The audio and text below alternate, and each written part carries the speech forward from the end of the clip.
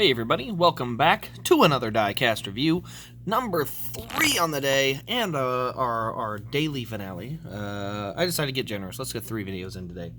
Tonight's is going to be Martin Truex Jr.'s 2020 Martinsville Spring Race Win Elite. This was the race where he just dominated, got out front, led an insane amount of he was not touchable. This was also, we'll look at some damage that was kind of cool on this, but we'll start here. It does have an elite card here that doesn't mean anything. Also does come with the white and black winner sticker here. Kind of wish they'd put a color to it, or if not a color, at least just add the NASCAR colors.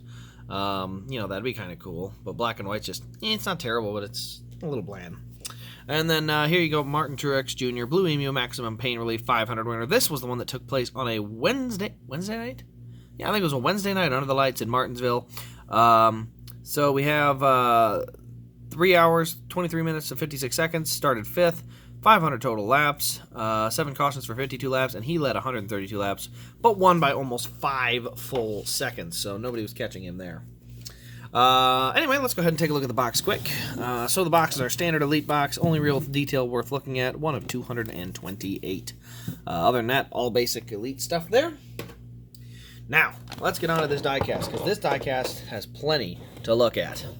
So let's start on the left side. The left side's pretty good. We can see we got a little bit of race detail up here on the left front corner. On the wheel, obviously, we've got the different Joe Gibbs numbers and some tire markings in there. As you get there, you can see a dent right in here. That's all along the skirt. You can see, actually, right in here, there's kind of a dent that rolls up to that number.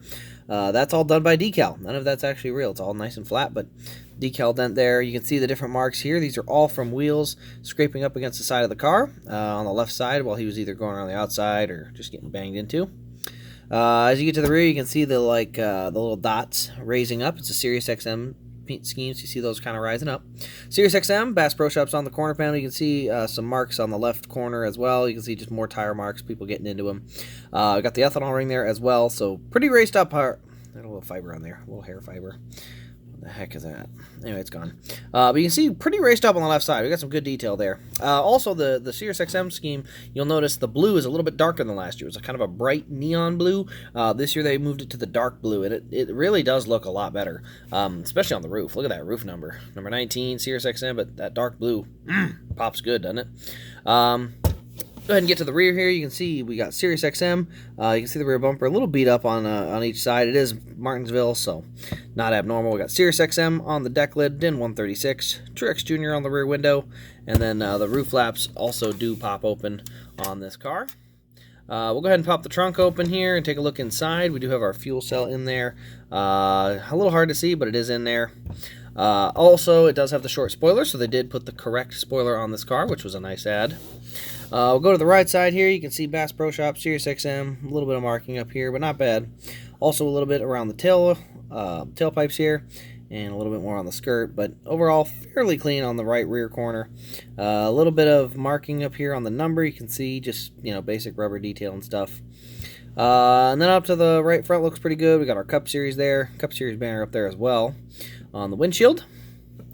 And then this is the damage I was always curious about. So you can see on there, he actually had the left front corner, or the right front corner missing off of this car. That's why you see those 2 red tubes.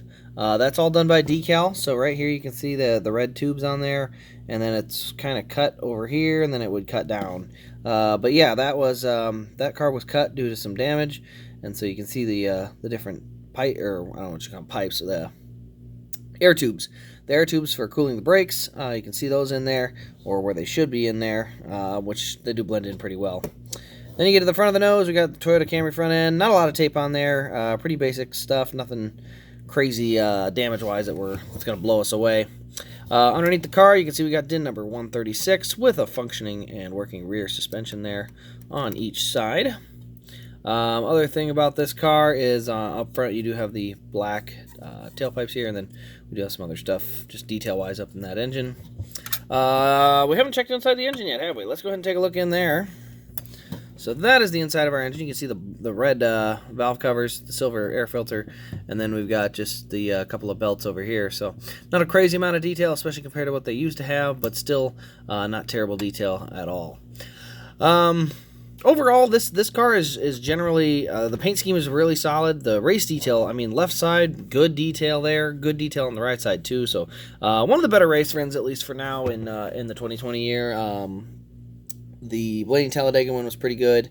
I think the chase wins at the road courses will be pretty decent. But for the most part, we didn't get a ton of beat-up race cars. You know, this high downforce package really is such an aero-sensitive package. You really don't win without if you have a scratch.